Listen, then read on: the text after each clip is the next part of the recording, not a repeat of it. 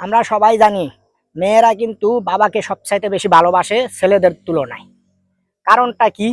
কারণ হলো আল্লাহ তাআলা মেয়েদেরকে এমনভাবে সৃষ্টি করেছে বাবার প্রতি এত মহাব্বত দিয়ে, এবং বাবাও মেয়েকে সবচেয়ে বেশি ভালোবাসে ছেলে সন্তানের চেয়ে। এটা কিন্তু আমরা সবাই জানি। আর কাল কিয়ামতের দিন এই মেয়ে কন্যা সন্তানের উসিলায় কিন্তু অনেক বাবা জান্নাতে যাবে, যদি ওই কন্যা সন্তান ওইভাবে মানুষ করতে পারে বাবা। কারণ আল্লাহ রাসূল সাল্লাল্লাহু আলাইহি ওয়াসাল্লাম কিন্তু কন্যা সন্তানদের ব্যাপারে বলেছে, যার একটি কন্যা সন্তান আছে তাই সে একটি জান্নাতের মালিক, আর যার দুইটি আছে সে দুইটি জান্নাতের মালিক, যার তিনটি আছে সে তিনটি জান্নাতের মালিক। তবে ওই কন্যা সন্তানকে আপনি এমনভাবে মানুষ করতে হবে যে কন্যা সন্তান কিনা জান্নাতি হয়।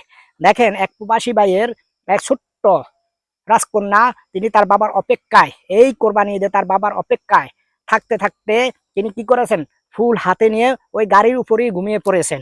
এটাই কিন্তু ভাইরাল হয়েছে, দেখতে পাইতেছেন আপনারা।